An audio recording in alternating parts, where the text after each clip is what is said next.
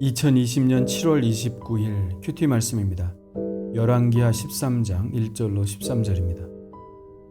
유다의 왕 아하시아의 아들 요아스의 제23년에 예후의 아들 여호와하스가 사마리아에서 이스라엘 왕이 되어 17년간 다스리며 여호와 보시기에 악을 행하여 이스라엘에게 범죄하게 한 느밧의 아들 여로보암의 죄를 따라가고 거기서 떠나지 아니하였으므로 여호와께서 이스라엘에게 노하사 늘 아람 왕 하사엘의 손과 그의 아들 베나닷의 손에 넘기셨더니 아람 왕이 이스라엘을 학대함으로 여호아스가 여호와께 간구하매 여호와께서 들으셨으니 이는 그들이 학대받음을 보셨습니다.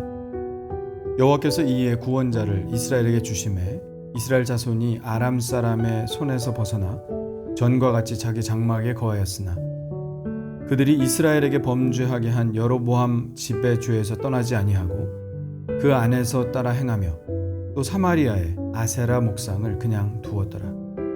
아람 왕이 여호아스의 백성을 멸절하여 타작마당에 티끌같이 되게 하고 마병 50명과 병거 10대와 보병 10,000명 외에는 여호아스에게 남겨두지 아니하였더라.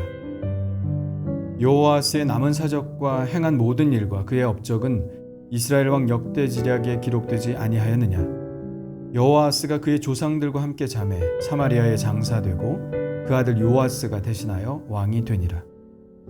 유다의 왕 요아스의 제37년에 여호아스의 아들 요아스가 사마리아에서 이스라엘의 왕이 되어 16년간 다스리며 여호와께서 보시기에 악을 행하여 이스라엘에게 범죄하게 한 느밧의 아들 여로보암의 모든 죄에서 떠나지 아니하고 그 가운데 행하였더라. 요아스의 남은 사적과 행한 모든 일과 유다 왕 아마샤와 싸운 그의 업적은 이스라엘 왕 역대지략에 기록되지 아니하였느냐? 요아스가 그의 조상들과 함께 잠에 이스라엘 왕들과 함께 사마리아에 장사되고 여로보암이 그 자리에 앉으니라. 아멘. 오늘 말씀은 남왕국 유다에서 다시 북왕국 이스라엘로 옮겨갑니다. 오늘 등장하는 이스라엘의 왕은 예후의 아들 여호아스입니다.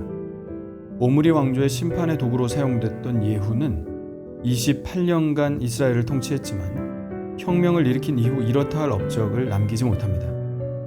예후는 군대 장관 출신이었기 때문에 군사력 부분에서는 아주 강한 면모를 보일 것이라고 기대를 했겠지만 내용은 전혀 그렇지 못했습니다. 오히려 정반대였죠. 이스라엘이 국제 무대에서 힘을 잃어가기 시작한 것이 바로 예후 때였습니다. 예후 통치 후반기에 들어서서 아람 왕 하사엘은 남쪽으로 영향력을 확대합니다. 요단 동쪽 땅은 모두 하사엘에게 다 넘어가 버렸고 12장 17절에 나온 바와 같이 서쪽 해안을 따라 내려와 가드까지 점령하고 예루살렘을 위협하였습니다. 북이스라엘의 선지자 아모스는 그때 이를 회상하며 이렇게 아람, 곧 다메섹에 대한 심판을 선언하였습니다. 아모스 1장 3절입니다. 여호와께서 이와 같이 말씀하시되 다메섹의 서너 가지 죄로 말미암아 내가 그 벌을 돌이키지 아니하리니 이는 그들이 철 타작기로 타작하듯 길르앗을 압박하였음이라. 하사엘이 얼마나 이스라엘과 유다를 철저하게 파괴했는지 보여주는 구절입니다. 그러니까 엘리사가 다메섹에서 하사엘을 만나서 그를 부끄러워하기까지 쏘아보다가 운 것 아니겠습니까? 왜 우느냐는 하사엘의 물음에 엘리사는 이렇게 대답하죠. 내가 이스라엘 자손에게 행할 모든 악을 내가 알미라. 내가 그들의 성에 불을 지르며 장정을 칼로 죽이며 어린아이를 맺히며 아이벤 부녀를 가르리라. 이 예언 그대로 하사엘은 이스라엘과 유다를 잔인하게 몰아붙입니다. 이러한 하사엘의 침공은 예후의 아들 여호아스의 통치 때에도 내내 계속됩니다.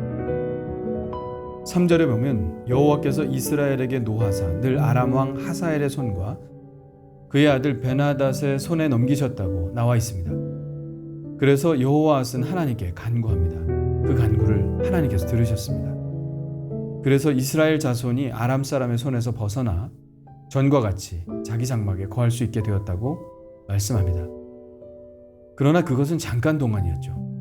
이스라엘은 간구함으로 하나님의 자비하심의 은혜를 받았지만 여전히 하나님의 길로 가지 않았습니다. 사마리아에는 여전히 아세라 목상이 있었고 사람들은 아세라를 섬기고 있었습니다.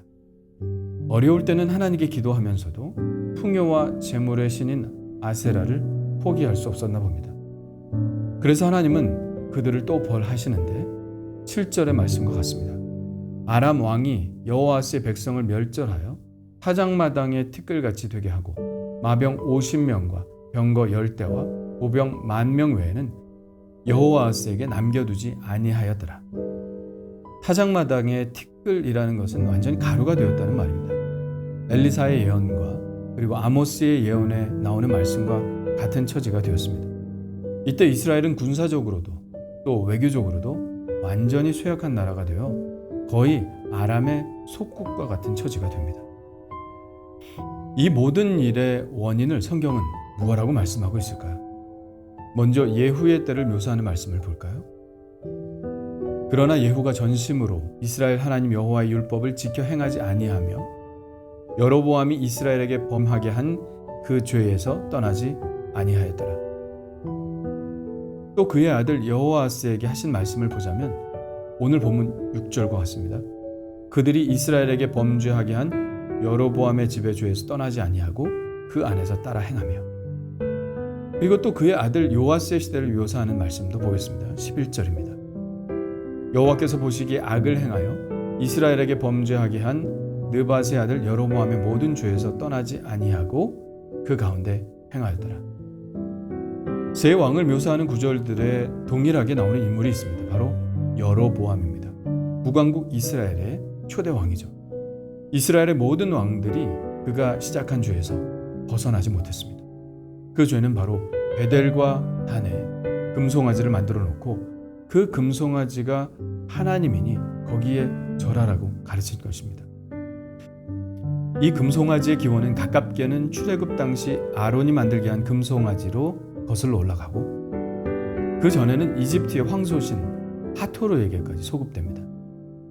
그리고 우리가 현재 가장 가깝게 볼 수 있는 것은 돈의 거리 월스트리트 앞에 위풍당당하게 서 있는 황소상이죠.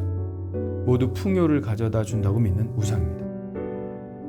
이스라엘의 왕들은 하나님과 풍요를 가져다 준다고 생각하는 황소를 동일시했습니다.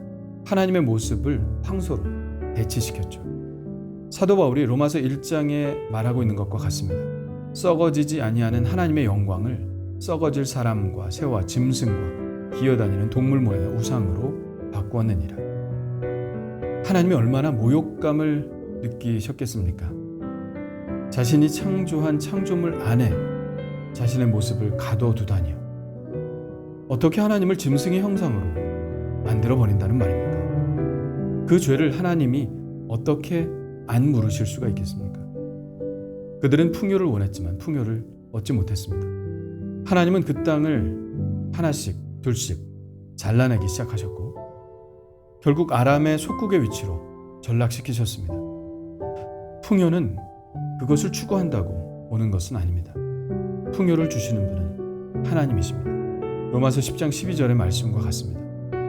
한 분이신 주께서 모든 사람의 주가 되사 그를 부르는 모든 사람에게 부요하시도다.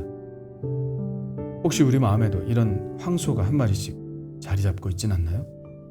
이 뿌리 깊은 탐욕의 우상을 뽑아내고 진정한 부요함의 원천이신 하나님을 진정으로 경배해야 하지 않을까요? 주님, 우리 안에 있는 뿌리 깊은 탐욕의 우상을 제거하시고 오직 한 분이신 하나님, 우리의 삶의 풍성이시며 부요함의 원천이시고 참 만족을 주시는 하나님만 진실하게 섬기게 하옵소서. 예수님의 이름으로 기도합니다.